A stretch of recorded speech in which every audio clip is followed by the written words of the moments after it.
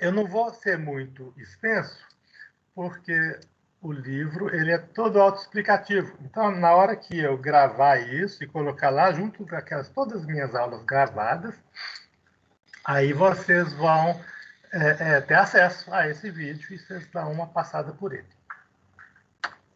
Ele vai dividir em capítulos. O primeiro é esse, falando que é o espaço exterior, e ele vai falar que o espaço exterior é quando você delimita a natureza, não é o resto, a natureza como ela nos é apresentada. São delimitações que você faz. E, então, ele é objeto, o espaço que ele está chamando de exterior é o espaço exterior significativo. Ele vai significar alguma coisa para nós é que estamos delimitando ele. E ele, então, vai desenvolver uma força centrípeta, quer dizer, de fora para dentro. Ele vai chamar as pessoas para que elas o usem. O contrário do centrípeto é o centrífugo. É aquele negócio um liquidificador que empurra tudo para a beirada, para fora. Né? É o contrário. No nosso caso, o espaço é centrípeto. Aí, ele mostra dois casos bem elementares de criação de espaços exteriores. Você delimitou áreas através de um grande tapete e através de um guarda-chuva e de sua sombra. Né? Você fez com que aquele espaço ali fosse um espaço criado pelo homem através de um recorte do espaço exterior. Um exemplo japonês, né?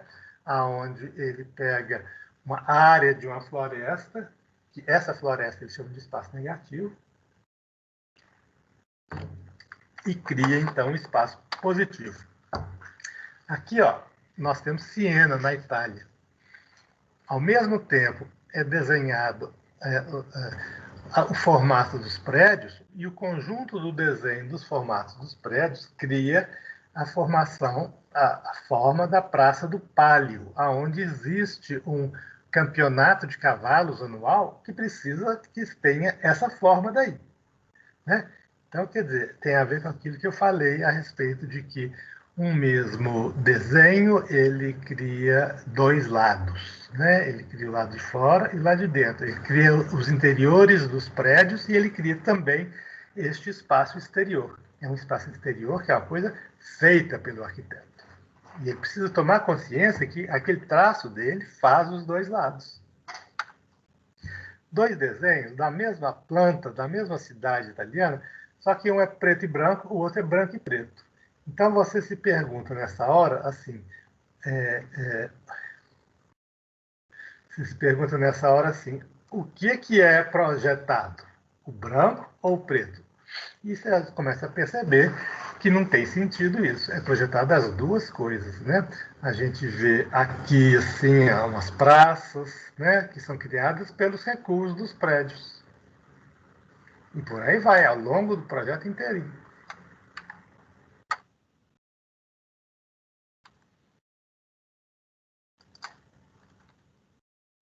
Ok, espaço positivo, espaço negativo. O espaço positivo, centrípeto, espaço negativo, centrífugo. Né? Então, o espaço positivo vai formar uma figura e o espaço negativo é o fundo. Né? O espaço que é os dois, PN, ele vai ser positivo, mas ele vai simular ser negativo. Ele vai fingir que ele é uma natureza aberta. Então, vamos ver primeiro as duas figurinhas de baixo.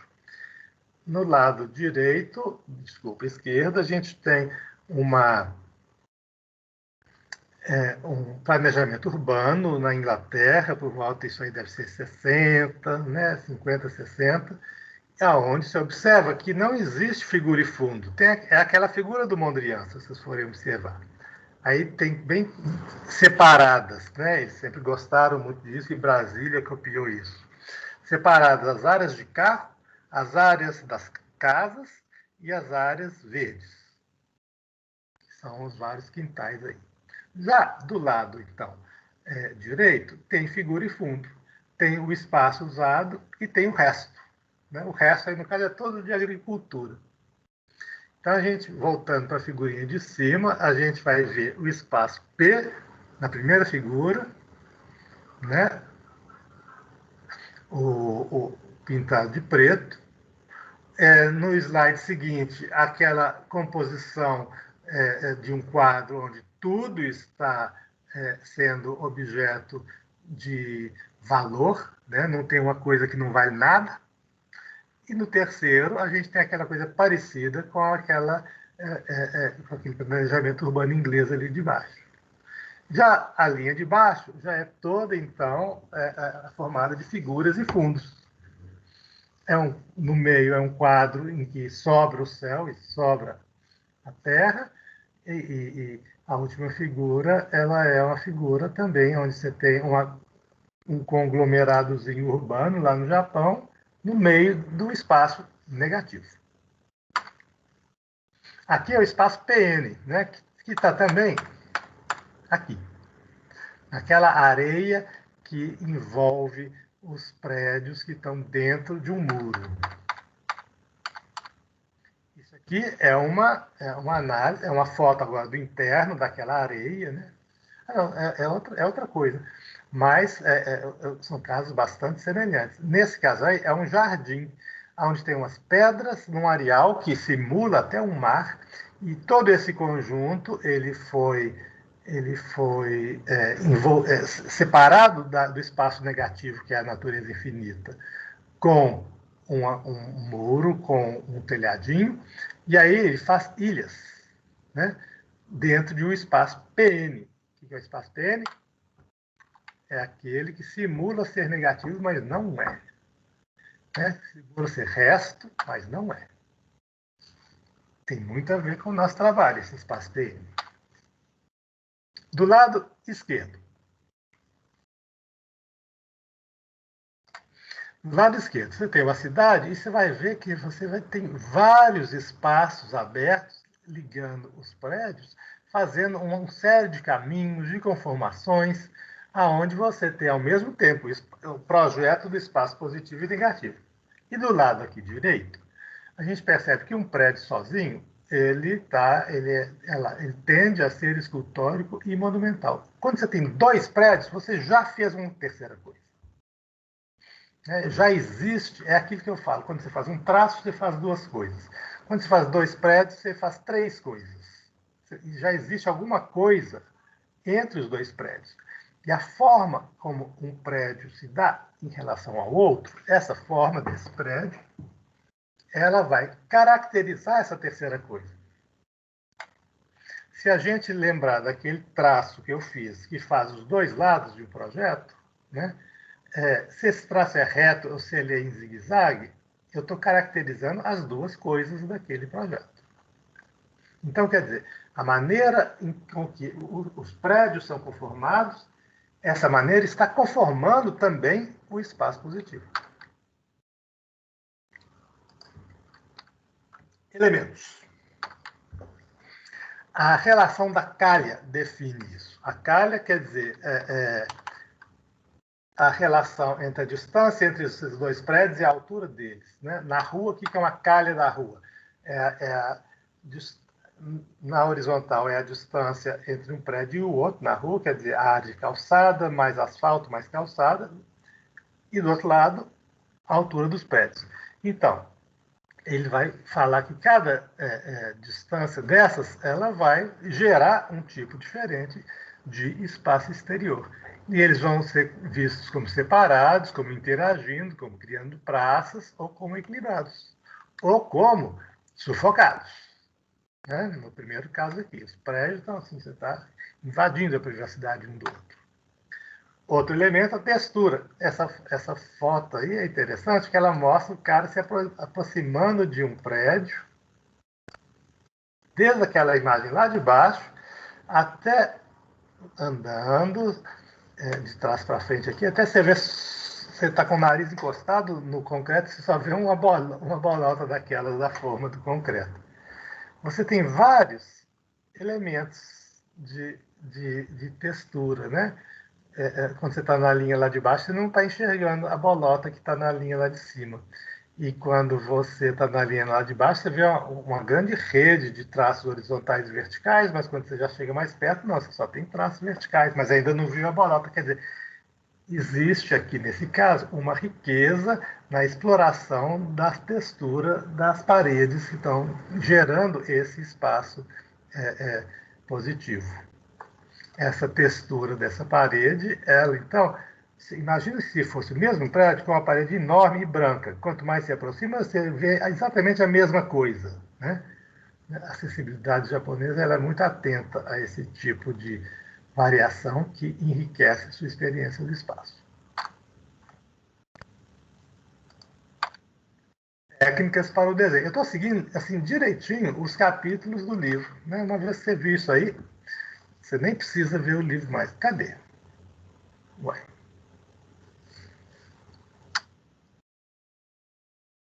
Técnicas para o desenho.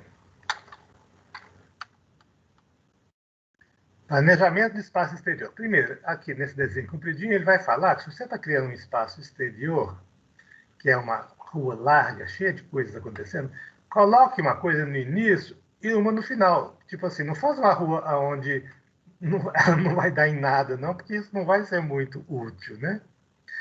E no desenho de baixo, o que ele está falando? Separe espaços de pedestre com espaços de carro, de preferência com desníveis, né? E espaços de movimento com espaços de não movimento também devem ser separados. Espaços de contemplação e espaços de circulação, né? E você observa como é que você, com alguns elementos, você está gerando espaços exteriores aqui, né? Quais são esses elementos que você vai criar, que você vai utilizar? Tem um conjunto deles, e eles podem, às vezes, ser muito sutis. Não precisa ser prédios gerando espaços exteriores, não, né? Você vê, a própria Praça da Estação em BH, quando ela não está com a fonte seca ligada, tem 4 luminárias gigantescas de um lado e 4 luminárias gigantescas do outro lado. Esses 8 pilares conformam um espaço. Eles são pilares porque deve ter, assim, cada luminária deve ter, sei lá, uns 10 metros de altura, né? Não estou lembrado. Aqui, ó, a Galeria Vittorio Emanuele, em Milão. Na foto, nós estamos no meio dessa bolota que está entre a igreja e um outro prédio principal. Isso era simplesmente um conjunto de ruas lá em Milão. E eles resolveram colocar, depois de muito tempo, um teto nisso daí. Tá certo? Então você gera um tipo de espaço completamente distinto daquele que era anterior. Olha só, isso aqui é um prédio no Japão. O desenhozinho esquemático de cima é o primeiro desenhozinho que mostra como é que funciona essa loja de departamentos. Essa loja de departamentos é uma espécie de hélice. Você pega o elevador, vai lá para o último andar e vai descendo aos poucos os patamares. Cada descida é um quarto de pavimento. Então você tem que, a última descida, você está num espaço externo, o último quadrado mais perto do chão, você está num espaço externo, e esse espaço externo ele está aberto para a rua, né? É como aquilo que eu falei de graus de privacidade da escola de arquitetura, né?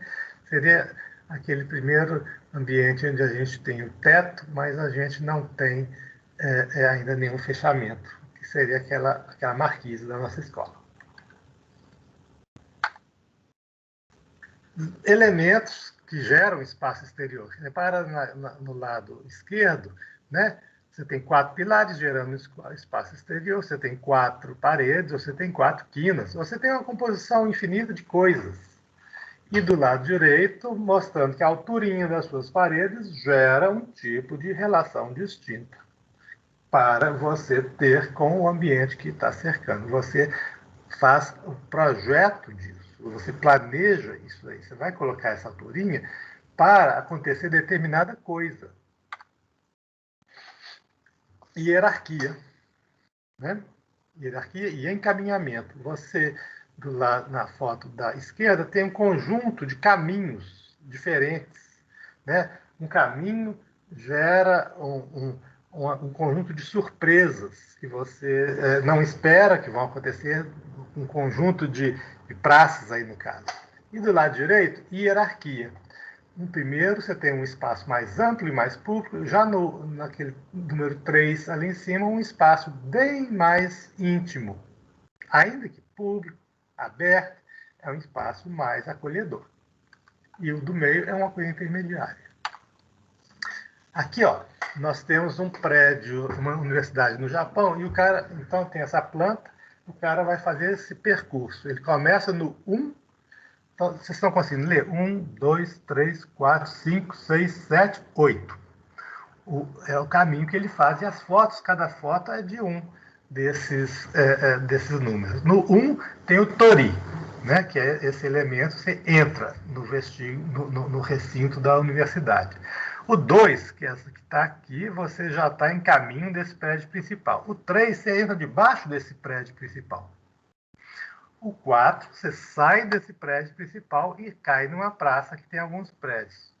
O 5, você vira à esquerda. Olha lá, o carinha do 5 aqui está virando à esquerda. E o 6, você entra lá dentro num determinado prédio. Quer dizer, existe aqui um conjunto de espaços exteriores que foi pensado pelo sujeito. Aqui já é um outro, mas aqui não tem a sequência, não. Eu tenho uma planta de cobertura e eu tenho uma maquete. Repara como você tem um hall principal, um hall principal de acesso. Essas duas plantas poderiam estar no mesmo sentido, mas não estão, né? Isso foi uma falha. Pega essa da esquerda, que é uma planta, dá um giro de 180 graus para você compreender o que um está a ver com o outro.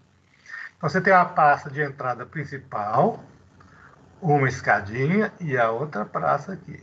Está aqui a praça de entrada principal, escadinha e a outra praça aqui. Na verdade, a entrada principal parece que talvez seja por aqui, ó. Então, a forma e a caracterização desses ambientes é dado, em boa parte, pelos próprios quadrados dos prédios que foram projetados aí. Aqui alguns exemplos japoneses do livro dele, mostrando, e o que eu acho mais agradável aqui é justamente essa que está no canto superior à esquerda, mostrando um espaço exterior inteiramente caracterizado, inteiramente planejado. Já naquela porta que mostra um caminho, o cara está fazendo uma provocação, né, com um lugar tão bonito desse. Está falando assim, ó, tem uma coisa aqui, mas você só vai conhecer se você levantar aí da cadeira. Né? Então, quais são os elementos que eles usam? Repara que no de baixo, o cara usa a topiária para fazer arquitetura. Quer dizer, a planta fazendo arquitetura. Topiária quer dizer quando você tem esse muro feito de uma trepadeira podada. Então, a planta faz arquitetura. Nós temos sempre que levar isso em consideração, tá bom? A gente está sempre fazendo, se quiser, arquitetura com planta. Planta faz parede, planta faz piso, planta faz textura, planta faz cheiro, planta faz som. E esse cara faz, então, projeto de arquitetura com planta. Ele faz 2 muros de planta aí. E técnicas, formas de criar espaço. Aqui, ó, outras técnicas, né? Já falamos algumas. Esse espaço aqui é o, como é que chama lá em Nova York? Eu esqueci o nome disso. Na Quinta Avenida. A Quinta Avenida está passando aqui assim, ó. E aí tem aqui Rockefeller Center. Aqui tem um quadrado preto que está 4 metros abaixo do nível das ruas. Tem uma rua aqui, tem a Quinta Avenida aqui, tem outra rua aqui. Tudo plano. E os prédios todos altos em volta. E esses dois também. E aqui tem uma série de passarelas. E aqui eu tenho um buraco 4 metros mais baixo. Quer dizer, isso aqui, esse buraco 4 metros mais baixo, no inverno é uma pista de patinação no gelo e no verão é um restaurante. Então, aqui tem paredes com 4 metros de altura. Essas paredes estão todas abertas para os restaurantes e para os lugares de se ver e de fazer acesso. Porque aqui embaixo é tudo construído. E assim o cara faz um centro para esse Rockefeller Center que é um espaço centrípeto, né, onde as pessoas vão lá para fazer alguma coisa, e ele faz isso através dos buracos e os restos dos projetos dele deixa. Isso aqui é uma planta. Os prédios altos estão aqui, a Quinta Avenida está aqui, e o buraco, 4 metros mais baixo, está aqui. Cabe lembrar que isso é projetado, né? Não tinha isso antes. Antes tinha tudo plano aí. Então, nós que temos um terreno que tem grandes desníveis, a gente pode usar, como já estou vendo alguns fazendo, esses níveis variados como acessos independentes. Né? Onde é o início do projeto? É em cima ou é embaixo? Ou é nos dois? Nós vamos ver isso no próximo slide.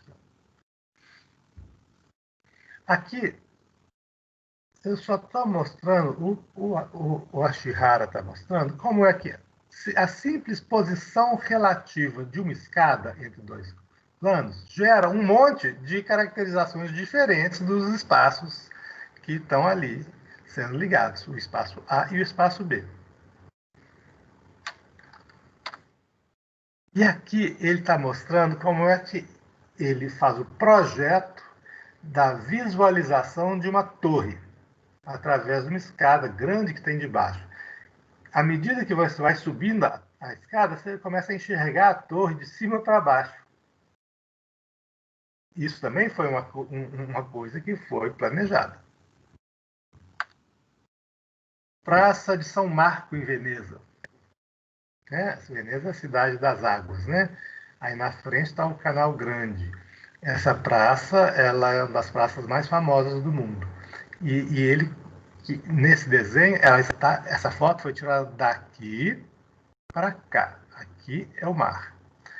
O mar aqui é uma laguna. Ele é todo muito raso, tem 1 metro de profundidade, e lá na frente tem um mole que fecha ele do mar aberto, então aqui é sempre calmo, não tem onda nenhuma. Só que às vezes o mar sobe e isso aqui alaga tudo. Né? Aqui ó, é a catedral, aquela catedral dos Duomos de Veneza, São Marco. Aqui é aquela casinhola onde está o Davi do Michelangelo. Então, essa foto é tirada daqui para cá. Então, ela está mostrando como é que integra a criação do espaço exterior esses dois pilares que estão colocados aí. Uma coisa é fazer esse projeto com eles, outra coisa é sem eles. E aqui eu tenho uma planta, e a planta em seguida uma foto. Essa foto é tirada desta posição aqui para cá. Isso é no Japão. Tem um mar aqui, e lá no longe tem um tori dentro do mar, que é esse branquinho aqui, ó. Então, o que é o espaço exterior criado aqui? Quem participa da criação desse espaço exterior nesse caso? Participam todas essas construções aqui da frente, participa o tori do fundo e participa a montanha lá atrás. Ela está fechando este ambiente. Olha só que doido. Como é que você faz um projeto realmente assentado na posição geográfica que você está e que é específica para cada caso de cada projeto seu. Né? Mas você tem condição de usar o que tem no lugar quando você chega para fazer seu projeto. Aqui é bem maluco, no Japão, é um museu oceânico que numa das salas está o próprio mar lá dentro. Isso é apropriação do espaço exterior com força, né?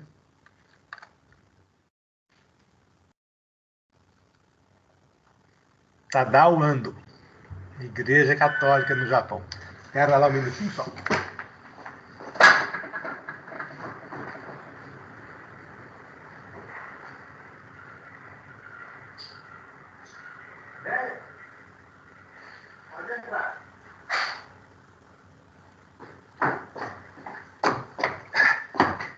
Oi, voltei. Essa foto precisa de poucas explicações. Esse daqui, também no Japão, é uma interpenetração do rio com a rua, que está no nível superior, com o prédio. Repara que o prédio deve ter um acesso principal pela rua, e tem também um acesso pelo rio, né? Olha como é que o cara usa isso e o prédio dele. Então, ele se faz para os dois casos. Ele se faz para o rio e ele se faz para a rua.